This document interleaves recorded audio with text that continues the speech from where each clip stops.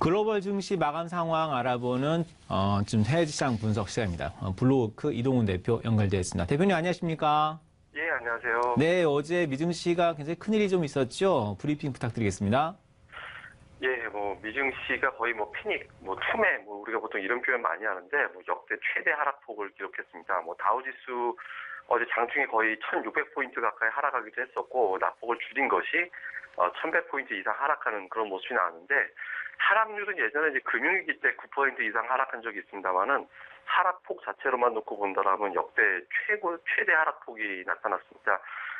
시장의 하락을 유도했던 것은 역시 최근 들어서 계속 똑같은 건데, 이제 이 금리 부분입니다.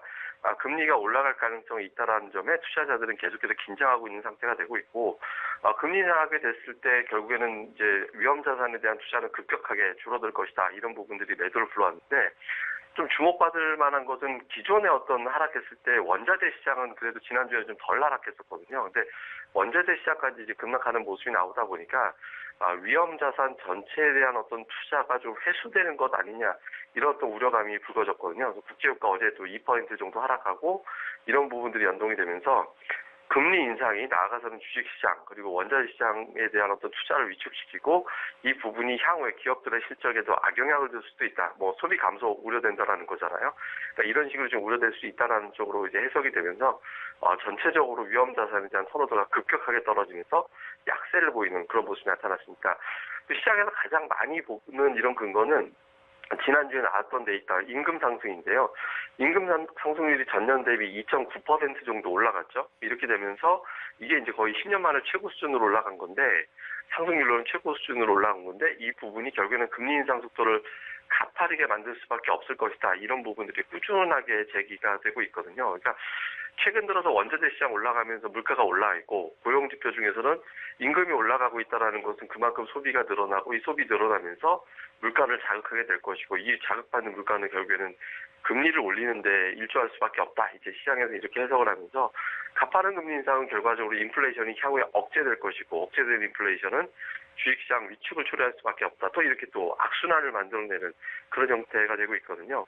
근데 주목해야 되는 것은 정작 10년물 국채 수익률은 장중에 하락했습니다. 그러니까 장중에 한때 거의 2.9%를 육박하기도 했었거든요. 근데 내려오면서 2.7%대로 안정이 됐습니다. 파웰 의장이 점진적인 금리 인상으로 좀 해석될 수 있는 발언을 좀 했거든요. 이게 임기가 시작되면서 점진적인 금리 인상에 대한 어떤 가능성 이 부분에 좀 염두를 두면서 좀 가파른 어떤 정책의 변화를 시사하는 발언이 없었습니다. 이렇게 되면서 현재 기조가 유지될 것이다. 이렇게 되면서 국채 수익률은 오히려 안정이 되는 그런 모습이 나왔거든요. 그래서 장중에 이제 좀 초반에는 낙폭이 축소되는 시도가 나오긴 했습니다만은 현재로서는 어떤 모든 것이 확인되기 전에는 이제 확실하게 국채 수익률이 안정이 되고 그다음에 또 원자재 시장도 안정되고 이런 또 미국의 부채 한도 협상도 좀 안정되고 이런 모습이 나오고 나서야 매수하겠다 이런 투자자들이 나오면서 많아지면서 매수는 뒤로 가고 매도세는 매도가 또 매도를 부르는 그런 상황이 만들어지다 보니까 전체적으로 좀 하락폭이 커지는 그런 형태로 나타났습니다. 특정 업종 하나 뭐가 많이 하락했다 이렇게 얘기하기 좀 어렵겠습니다만 유난히 많이 하락했던 것은 금융업종, 금융시장 불안정해지니까 금융업종도 이제 하락할 수밖에 없는 상태에다가 또 웰스파고 관련된 악재가 있었거든요. 그래서 금융업종 좀 많이 하락했고 생명공학주, 에너지주 이렇게 빠졌는데 생명공학주와 에너지 업종은 작년도 시장을 또 많이 주도했던 종목군들이었거든요. 그래서 많이 올라간 종목들에 대한 매도가 상대적으로 더 강했다 이렇게 봐야 될 것 같습니다. 유럽 시장 하락도 만만치 않았었는데요. 유럽 시장도 미증시 하락하기 전에 마감이 됐기 때문에 좀 덜 하락하긴 했습니다만은 일단 유럽 쪽에서 정치 상황, 그러니까 독일에서의 연합 정부 구성이 좀 쉽지 않다, 연정 구성이 좀 쉽지 않다라는 내용이 좀 나오다 보니까 유럽 시장도 정치적인 변수와 금리 인상에 대한 부담으로 또 역시 하락해서 글로벌 증시 전체가 좀 약세를 보이는 그런 모습이 나타났습니다. 주요 지표도 좀 살펴봐야 되는데 달러는 이제 소폭 올랐습니다. 그러니까 미증시 급락한 거에 비하면은 상대적으로 좀 덜 올라간 측면이 있는데 이거는 파웰 의장 역할이 좀 있었던 것 같습니다. 금리 인상 속도가 생각보다는 좀 점진적일 것 같다. 이런 어떤 발언, 이렇게 해석될 수 있는 발언이 나오면서 달러와의 가치는 상대적으로 덜 올라가는 그런 모습이 나타났는데 이게 조금 힌트가 될 수는 있거든요. 그러니까 약간 이제 외환 시장이 좀 안정이 되면서 보통 이제 금융시장을 세 가지로 부르죠. 원자재 시장, 그다음에 이제 채권, 원자재, 주식 뭐 이렇게 이제 우리가 많이 보고 또 외환시장도 여기 포함을 하는데 외환시장은 주식시장에 비해서는 상대적으로 좀 안정이 되는 이제 그런 모습이 나왔거든요. 그래서 미증시가 반등할 가능성도 있지 않나 이런 해석도 일부 좀 남겨놓은 것 같고요. 뭐 국제유가는 달러가 강세를 보였고 또 이제 금리 상승에 따라서 원자재에 대한 수요가 위축될 수 있다 이렇게 또 해석이 되면서 2.3% 뭐 이게 급락한 수준은 아닙니다만은 어느 정도 좀 하락폭을 보이는 이제 그런 모습이 좀 나타났습니다. 지금 국제유가가 60달러대 초반으로 만약에 밀려 내려가서 60달러 이탈하게 되면 증시에 또 다른 악재가 될 수도 있거든요. 그래서 오늘 증시가 좀 하락이 제한되고 국제유가가 좀 반등하는지 여부 지금 시점에서는 또 중요하니까 좀 살펴봐야 될 것 같고요. 그리고 이번 주 가장 관심을 많이 모으는 지표는 변동성 지수입니다. 공포지수라고 표현을 한다라고 말씀드렸죠. 오늘 많이 올랐습니다. 124%. 그러니까 하루에 지표 하나가 100% 이상 올라가는 게 사실 쉬운 게 아닌데 무려 124%나 폭등을 하면서 38.80까지 올라왔거든요. 이 2015년 이후에 최고치입니다. 그러니까 이게 유럽에서 이제 금융위기 발생할 수도 있다, 또 다른 금융위기 발생할 수도 있다 이런 어떤 위기감이 고조됐을 때 올라갔던 시점이 있었는데 그때 이후에 최고치로 올라갔거든요. 그래서 이거는 많이 올라갔다라는 것은 투자자들이 변동성에 대해서 그만큼 공포감을 느끼고 있다라는 거고 또 해치 투자자 그러니까 위험하다라는 점에서 뭐 하락에 베팅하는 사람이 늘었다라는 쪽으로도 해석을 하거든요.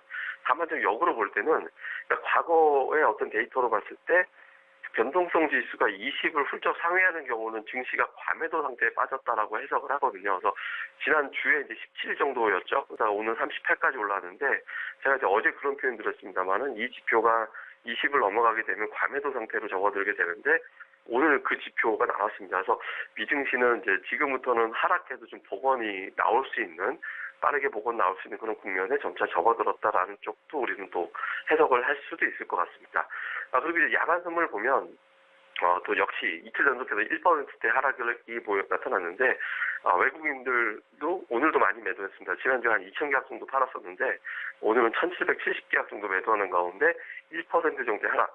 미증시 하락폭에 비하면은 상대적으로 하락폭이 좀 덜하긴 하죠. 그러니까 어쨌든 우리 증시가 초반에 1% 정도의 하락해서 출발 가능성이 있다 이렇게 봤는데 우리 증시의 어떤 하락이 어제 일부 좀 반영했다라고 외국인들은 보는 것 같습니다. 그리고 오늘 좀 주목해봐야 되는 게 미증시보다 덜 하락했다라는 점에서 초반 하락에 외국인들의 선물이 매도에서 매수로 반전한다면 단기 저점의 가능성도 염두에 볼 수 있거든요. 오늘 우리 증시에서 외국인들 선물 동향도 잘 살펴봐야 될 것 같습니다.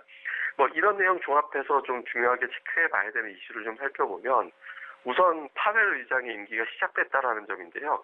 오늘 파웰 의장이 어떤 내용들을 좀 살펴놓고 보면 현재 금융시장이 안정돼 있다고 연준의 어떤 역할을 충실하게 이행하겠다라고 얘기를 좀 했는데 잘 살펴보면 급격한 금리 인상하겠다라는 발언이 없었거든요. 그리고 또 하나는 역대 그 연준 의장들이 새로운 임기가 시작되거나 어떤 정책의 변화가 시작되는 시점에서 증시가 급락하는 사례가 상당히 많았습니다. 그러니까 버냉키 의장의 임기가 시작됐을 즈음에 외환시장이 급등락이 나오는 경우가 좀 있었고요. 그리고 우리가 보통 버냉키 쇼크 이렇게 표현하기도 합니다만은 특히 정책적인 변화, 양적 완화 중단한다라는 얘기가 나왔을 때도 증시에서 급락을 했었고 또 금융가를 또 규제하는 어떤 내용들이 오고 갔을 때도 증시는 급락을 했었거든요. 그래서 일각에서는 이게 이제 연준 의장에게 보내는 월가의 메시지다 이런 식의 해석도 나오기도 합니다. 근데 어쨌든 현재 증시가 급락을 하면서 연준 입장에서는 금리를 가파르게 올리기가 좀 난감해지는 상황이 만들어졌거든요. 실제로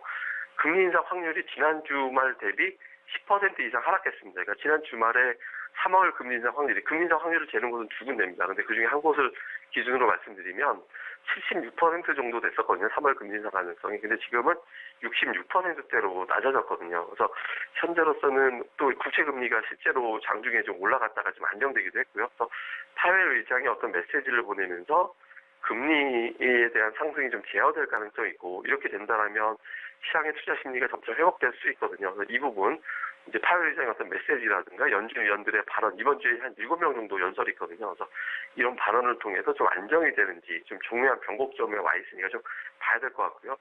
또 한 가지는 이제 미국의 12월 무역수지 적자인데 이게 이제 무역수지 적자 상태가 만약에 좀 확대가 되는 형태가 되면 지금 보호무역이 또 강화가 될 수 있거든요. 근데 증시가 안 그래도 지금 불안정한데 보호 무역 이슈가 좀 강화가 된다라면 주식시장에 또 다른 어떤 불안함이 조성될 수 있습니다. 그러니까 이런 부분들이 좀, 물론 이제 무역 적자가 단지 크게 나온다라고 해서, 트럼프 대통령이 반드시 그렇게 규제한다, 이렇게 나갈 수는 있는 건 아닙니다만은, 시장에서 그런 우려감이 고조될 수는 있거든요. 그래서 이 부분 좀 봐야 될 거고요. 마지막으로는 이번 주 내내 같은 얘기가 될 수도 있을 것 같은데, 미국 국채 수익률이 좀 안정이 됐거든요.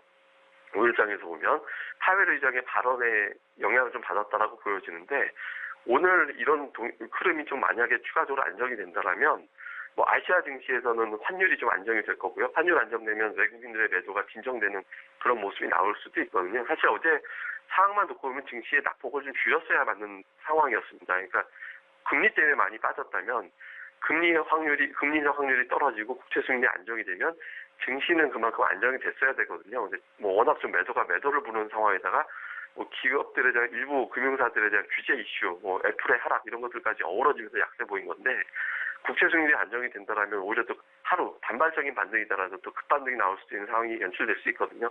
그런 모든 전제는 일단 금리가 안정돼야 됩니다. 그래서 오늘 국채 수익률 2.7%대에서 안정이 되는지 여부 상당히 중요하니까 이 부분도 잘 점검해 보시는 게 좋겠습니다. 네, 이동훈 대표와 함께 해외시장 흐름 살펴보았습니다. 대표님 감사합니다. 예, 감사합니다.